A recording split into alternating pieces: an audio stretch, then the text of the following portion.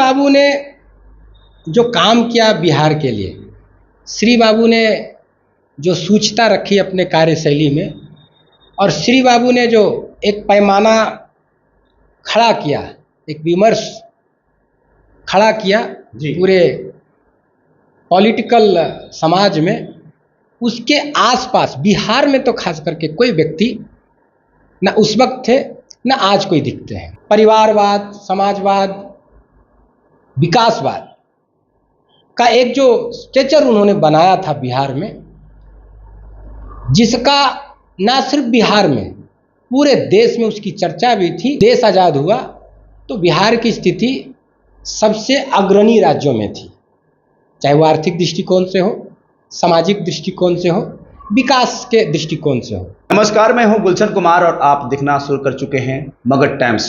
आज हमारे साथ खास मेहमान हैं जो श्री स्वराज के संस्थापक हैं और जाने माने सोशल वर्कर हैं, सुमन जी। पहले तो मगध टाइम्स पर आपका बहुत बहुत स्वागत है। बहुत बहुत धन्यवाद। आप समय निकाल करके हमारे जैसे छोटे राजनीतिक या सामाजिक कार्यकर्ता कह लीजिए जी, उससे बात करने आए हैं। बहुत बहुत आपका आभार, बहुत बहुत धन्यवाद। सुमन जी, बिहार में जब जब चुनाव आती है तो हमने देखा, और जो दर्शक हैं सभी जानते हैं कि जब जब चुनाव आती है तब तब बहुत सारे संगठन बन जाते हैं, पार्टी बन जाती है, रजिस्ट्रेशन हो जाती है, और आपके द्वारा भी जो है श्री स्वराज संगठन का जो है प्रारूप दिया गया है। श्री स्वराज का उद्देश्य क्या है? श्री स्वराज, देखिए, इसके पीछे एक बहुत बड़ा रिसर्च है जी, और एक आइडियोलॉजी है कि श्री बाबू का जो बिहार को लेकर के कार्य था, श्री बाबू का जो विजन था, श्री बाबू का जो कर्तृत्व था, वो इतना बड़ा था, इतना विराट था, इतना विशाल था कि समय के साथ उसका न्याय नहीं मिल पाया। और मैं देखता हूं कि सामाजिक पहलू पर जो चर्चाएं होती हैं, पॉलिटिक्स की जो चर्चा होती है, और जो स्तंभकार हैं समाज में या पॉलिटिक्स में, श्री बाबू के आसपास नहीं है, लेकिन उनको एक उचित। बाबू ने जो काम किया बिहार के लिए, श्री बाबू ने जो सूचता रखी अपने कार्यशैली में, और श्री बाबू ने जो एक पैमाना खड़ा किया, एक विमर्श खड़ा किया पूरे पॉलिटिकल समाज में, उसके आसपास बिहार में तो खास करके कोई व्यक्ति न उस वक्त थे न आज कोई दिखते हैं। लेकिन जितनी चर्चा होनी चाहिए श्री बाबू की, जितना उनको सम्मान मिलना चाहिए, जो स्थान मिलना चाहिए, मसलन देखिए, अभी एक बिहार से भारत रत्न मिला जी, किनको मिला, किस संदर्भ में मिला, इस पर हमारा कोई टिप्पणी नहीं है। मिलना चाहिए। जो भी उस तरीके व्यक्ति हैं या व्यक्तित्व रहे हैं समाज में, राजनीति में, सार्वजनिक जीवन में, उनको वो स्थान मिलना चाहिए। लेकिन उस कड़ी में अगर पहला किसी का स्थान था तो वो श्री बाबू का था, क्योंकि बिहार के पहले मुख्यमंत्री श्री बाबू थे। सूचिता में उन्होंने जो पैमाना खड़ा किया जी, उसके आसपास भी कोई नहीं था। परिवारवाद, समाजवाद, विकासवाद का एक जो स्ट्रक्चर उन्होंने बनाया था बिहार में, जिसका ना सिर्फ बिहार में पूरे देश में उसकी चर्चा भी थी, और उसका एक बहुत बड़ा स्थान भी था। हम कहिए, आप कहिए कि सबसे ऊंचा स्थान था। जब बिहार देश आज़ाद हुआ तो बिहार की स्थिति सबसे अग्रणी राज्यों में थी, चाहे वो आर्थिक दृष्टिकोण से हो, सामाजिक दृष्टिकोण से हो, विकास के दृष्टिकोण से हो। लेकिन आज स्थिति क्या है? आज स्थिति ऐसी है कि कोई भी पैमाना ले लीजिए, शिक्षा का ले लीजिए, रोजगार का ले लीजिए, इंडस्ट्री लगाने का ले लीजिए, विकास का ले लीजिए,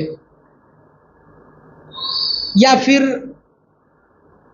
भ्रष्टाचार का ले लीजिए जी, लॉ एंड ऑर्डर की अव्यवस्था का ले लीजिए, उसमें बिहार की जो स्थिति है वो सबसे निचले स्थिति पर है, दुर्गति है बिहार की। लेकिन हम देखें तो श्री बाबू का जब जयंती मनाया जाता है तो मंचों से बड़े बड़े नेता जो हैं श्री बाबू के जो कार्य किए उनकी कार्य की जो है प्रशंसा होती है और याद किए जाते हैं श्री बाबू। लेकिन उनके बाद कार्यक्रमों के बाद श्री बाबू का कहीं उस प्रकार से सम्मान नहीं मिला।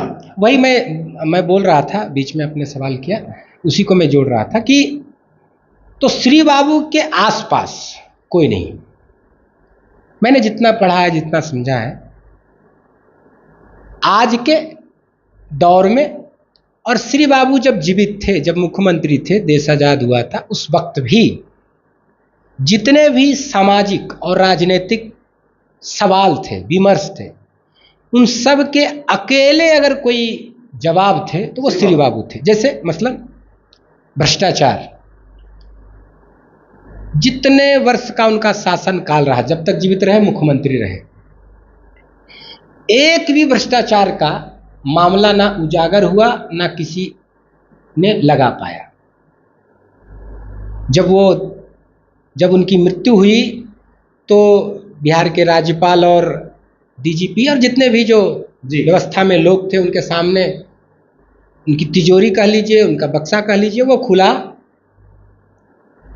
तो आप कल्पना नहीं कर सकते हैं आज के राजनीतिज्ञों से और उस वक्त के राजनीतिज्ञों से, वो 23,500 या 24,500 रुपया था, और वो भी लिफाफा बंद, लिफाफे में पड़ा था जी कि किसको ये राशि देनी है। मतलब 20,000 देना है तो कांग्रेस कमेटी को देनी है, 3,000 देना है तो मुनीम जी जो काम कर रहे थे उनके साथ उनकी बच्ची की शादी के लिए देना है, 500 रुपया, 1,000 रुपया देना है तो वो उनके विश्वस्त जो सहयोगी थे उनको देना है। परिवार के लिए एक फूटी कौड़ी भी नहीं। मतलब धन लोलुपता से कोसों दूर, भ्रष्टाचार से कोसों दूर। आपने अपने इस पूरे जीवन काल में एक उदाहरण दीजिए जो उनके आसपास है। बहुत कम गिने चुने लोग हैं, उनको वो स्थान मिला, लेकिन श्री बाबू को नहीं मिला। जब तक जीवित रहे श्री बाबू, तब तक अपने परिवार के एक सदस्य को भी राजनीति में आने नहीं दिए। और ऐसी बात भी नहीं थी कि उनके परिवार के सदस्यों को राजनीतिक महत्वाकांक्षा नहीं थी। बाद में आए लोग, और उस वक्त भी लोग आए थे, पश्चिमी चंपारण या पूर्वी चंपारण कई नेता लोग लेकर के आए थे। जहां तक हमको याद है कि इनको लड़ाना है चुनाव, उन्होंने साफ मना किया कि मुख्यमंत्री का लड़का इसलिए आप लड़वा रहे हैं, तो ऐसा करिए मैं इस्तीफा देता हूं और चुनाव लड़े।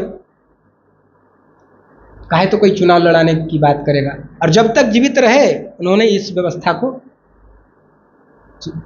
ये लागू रखा। बिल्कुल। 2-3 बातें और रखी कि विकास की जितनी भी योजनाएं आप देखते हैं, इधर तो विकास क्या चीज होती है, बिहार में लोग इसके लिए ललायित हो गए हैं। नहीं, आंखों से दिख जाए कहीं की फैक्ट्री, बड़े नेता तो विकास का पुलिंदा जो है बांध रहे हैं। मैं कह रहा हूं कि आप बताइए ना, आप पत्रकार हैं, स्तंभकार हैं, तो आप बताइए कि अपने जीवन काल में जब से आपने होश संभाला, श्री बाबू जब जीवित थे तो उस वक्त आप थे नहीं जी, आप अभी देख रहे हैं, बताइए कि कोई, जैसे अभी मुख्यमंत्री 18-20 साल से नीतीश कुमार जी, कोई बड़ा प्रोजेक्ट बताइए कि जिसने बिहार में रोजगार देने का काम किया हो, बड़ा ये इंडस्ट्री बताइए जो खड़ा हुआ हो।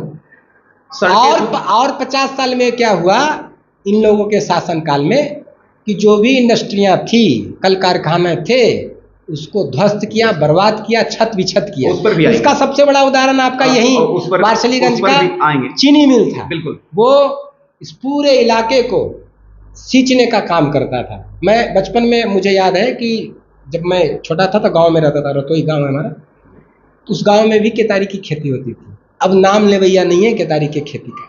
मतलब चीनी मिल से सोचिए कितने दूर तक उसकी मारक क्षमता थी, कितने दूर तक लोग उससे लाभान्वित होते थे, और रोजगार का एक बड़ा, कहिए कि जरिया था, उसको समाप्त कर दिया।